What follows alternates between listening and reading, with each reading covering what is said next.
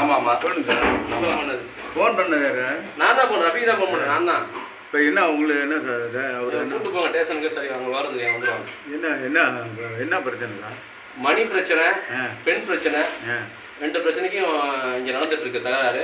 நம்ம ஜமாத் இறங்கி சமாதானப்படுத்திட்டுங்க. அப்படி வச்சுக்கோங்க, கொண்டு போங்க. 10 கோடி ரூபா ஒரு நபர்கிட்ட மோசடி பண்ணியிருக்காரு. ஒரு பெண்ணை வந்து கொடுமைப்படுத்தி வன்கொடுமை செஞ்சிருக்காரு. அந்த பெண்ணு இவங்களுடைய அண்ணன் பொண்ணு. இவர் வந்து ஒரு அமைப்புல ஒரு மாநில செயலராக இருக்காரு. வந்திருக்காரு இவர் சிறுகாட்டிலேருந்து. உங்கள் வீடு இதுதானா? இவர் வீடு சென்னை. இங்கே தென்காசி மாவட்டம் கடையநல்லூர் சென்னையில குடியிருக்காரு. இப்ப திருச்சியில ஹவாலா பணத்தை வந்து கைமாத்துறதுக்காக வந்திருக்காரு. இப்ப ஒரு 90 லட்சம் ரூபாய் ஹவாலா பணம் கைமாத்துறதுக்காக ஒரு மோசடி பண்றதுக்காக வந்திருக்காரு. இவருடைய பிரதான வேலையை மோசடி வேலைன்னு சொல்லி இப்ப தெரியப்படுத்திருக்கு. அதனால ஜமாத் என்ன பண்ணிருக்கோம் அப்படின்னா காவல்துறைக்கு இன்ஃபார்ம் பண்ணிருக்கோம். சரி வாங்க சார், வாங்க சார்.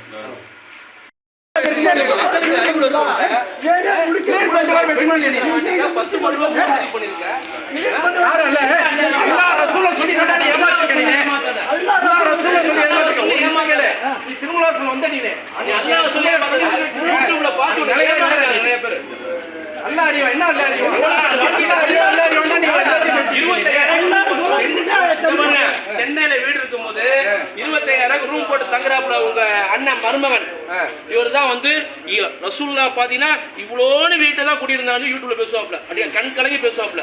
எல்லாம் பார்த்துருவோம் புகாரியா அப்படிம்பாங்க. ஆனா இவர் நாத்தம் எங்களுக்கு தெரியும். சவுதியில இருந்து பாத்துட்டு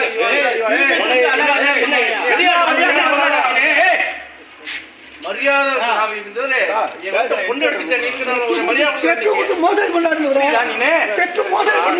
பொண்ணை மோசடி பண்ணிட்டு கேட்ட மனையோட எந்த மனையோட பூத்தியாட வச்சிருக்கீங்க? ஒரு ஆம்பளை இருந்தா நீங்க கல்யாணம் பண்ணிருக்கீங்க. எப்படி இருந்தா அறிவான் எப்படி அறிவான்னு தெரியாது.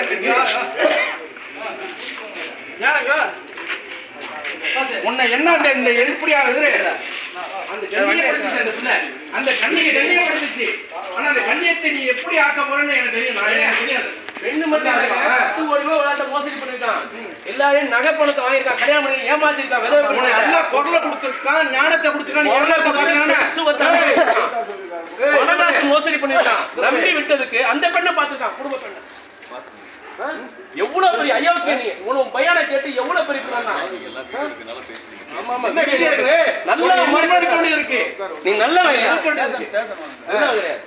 உன்னை பார்த்து யூடியூப் பார்த்து ஏமாந்துட்டான்.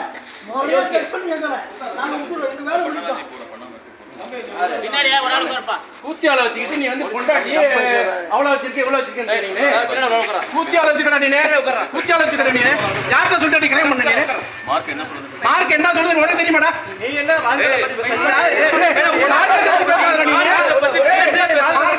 ஏமாத்தி வித்துருக்கடா நீ.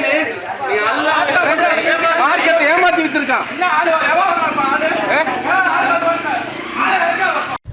ஆமா, நான் தேடிக்கொண்ட பிரச்சனை தான். நான் தேடிக்கொண்ட பிரச்சனைக்கு அல்லாவோட உதவியை கொண்டு நான் தான் அதுக்கு தீர்வு காணணும்னு போராடிட்டு இருக்கிறேன், முயற்சி பண்ணிட்டு இருக்கிறேன், நின்று ஃபேஸ் பண்ணிட்டு இருக்கிறேன்.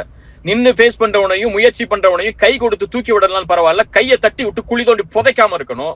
அந்த வழியை செஞ்சுட்டு எப்படி பாதிக்கப்பட்டவங்களுக்கு நீதி கிடைக்கும்னு நினைக்கிறீங்க? ஒருத்தரை முற்றிலுமா ஒழிச்சு விட்டுட்டு அவனை எழுந்துக்கவே செய்ய விடாம பண்ணிட்டு அவனை எந்த காசு பணமா அவன் பக்கத்துல நெருங்க விடாம பண்ணிட்டு அவன் மத்தவங்களுக்கு பாதிக்கப்பட்டவங்களுக்கு காசை கொடுக்கணும்னா எப்படி கொடுப்பான்? யாரு கொடுப்பா? எப்படி கொடுக்க முடியும்? நீதியை நேர்மையா செயல்படுத்த விரும்புறவனை கொஞ்சம் சறுக்கிட்டானா கை கொடுத்து மேல தூக்கி விடணும். அவனை முற்றிலுமா அழிக்கணும்னு நினைக்கக்கூடிய இந்த குணம் என்ன குணம்? என்ன உங்களுக்கு அப்படி என் மேல வைத்தறிச்சல்? உங்களுக்கு என்ன? உங்களுக்கு என் மேல பொறாம வந்துருச்சு? அப்படி என்ன? நீங்க வந்து ஒருத்தனை வந்து இப்படி ஒருத்தனை குழி தோண்டி புதைக்கணுங்கிற அளவுக்கு என்ன எண்ணம்? நான் உங்களுக்கு என்ன பண்ணிட்டேன்? அப்படி என்ன பண்ணிட்டேன் உங்களுக்கு?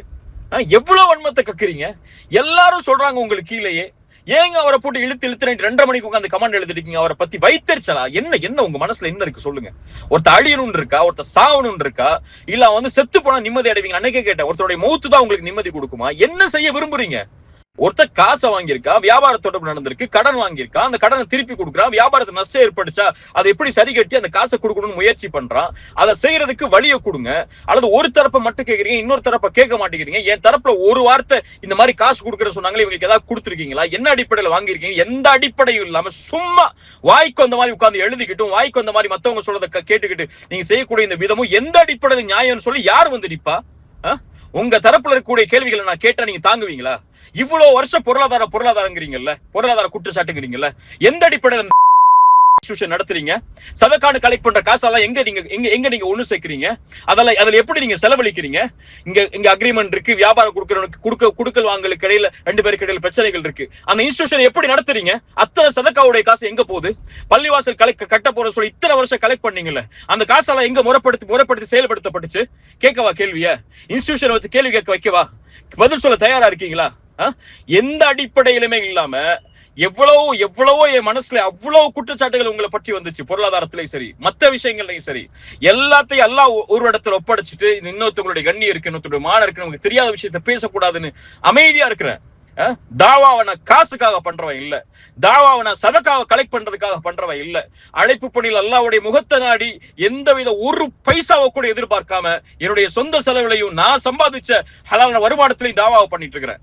இப்படி இருக்கும் போது கூட உங்களுக்கு ஒருத்தன் வியாபாரத்துல கொடுக்கல் வாங்கல சறுக்கிறாங்கிற பட்சத்துல அவளை முற்றிலுமா அவளுடைய கண்ணியத்தை தரைமட்டமா ஆக்கணும்னு நினைக்கக்கூடிய இந்த குணம் யார் கற்றுக் கொடுத்த குணம்? இது உங்க மனசுல எப்ப ஆறப்போகுது? ஒருத்தருடைய மரணம் தான் ஆற வைக்குமா? அல்லாஹ் நீங்க செய்த குற்றங்களை முதல்ல பாருங்க. உங்களை பத்தி வந்த அத்தனை குற்றச்சாட்டுகளை நான் வந்து இப்ப பேச ஆரம்பிச்சேன்னா நல்லா இருக்காது. அல்லாஹ்விடத்துல நீங்க தௌபா செய்யுங்க. நான் செய்யறேன், நான் அல்லாஹ் பயப்படணுமா? அல்லாஹ் பயப்பட வேண்டிய கடமை இருக்கு. நான் திருத்திக் கொள்ளணுமா?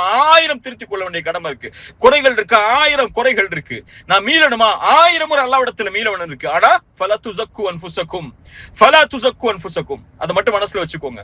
அல்லாஹ் ஒருவனுக்கு தான் தெரியும் அவனை யார் பயப்படுறா, யார் எந்த பிரச்சனையில இருந்து மீள ஆசைப்படுறா, யார் அவனுடைய பாதையில மீண்டும் திரும்பி வர ஆசைப்படுறான்னு சொல்லி உங்களை திருத்திக் கொள்ளுங்க. நான் இவ்வளவு நாள் இவ்வளவு கண்ணியத்தோட இருந்தேன். ஆனா நீங்க இவ்வளவு கீழ்த்தரமா ஒரு மனிதனுடைய வாழ்க்கைய, ஒரு மனிதனுடைய குடும்பத்தை முற்றிலுமா தரைமட்டமா ஆக்கணுங்கிற எண்ணத்தை கொண்டு செயல்படுறீங்க தெரிஞ்சதுக்கு அப்புறம் இனிமே எப்படி அந்த கண்ணியத்தை உங்களுக்கு நான் கொடுக்க முடியும் எனக்கு தெரியல.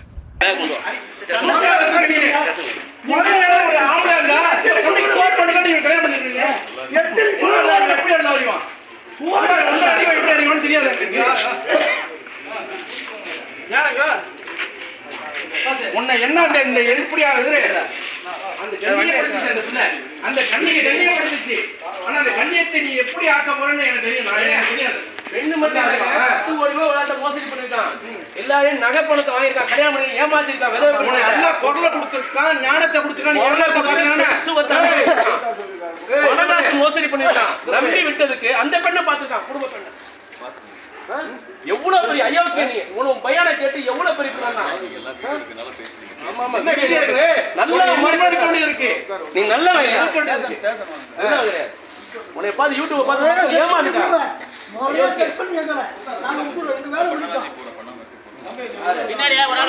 கூத்தியால வச்சுக்கிட்டு நீ வந்து கொண்டாடி அவ்வளவு வச்சிருக்க இவ்வளவு வச்சிருக்க கூத்தியால வச்சுக்கடா நீ கூத்தியால வச்சுக்கடா நீ யார்கிட்ட சொல்லிட்டு கல்யாணம் பண்ண நீ மார்க் என்ன சொல்றது உடனே தெரியுமாடா?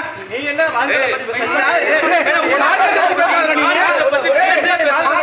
ஏமாத்தி வித்துருக்கா நீ மார்க்கெட்டை ஏமாத்தி வித்துருக்கான்.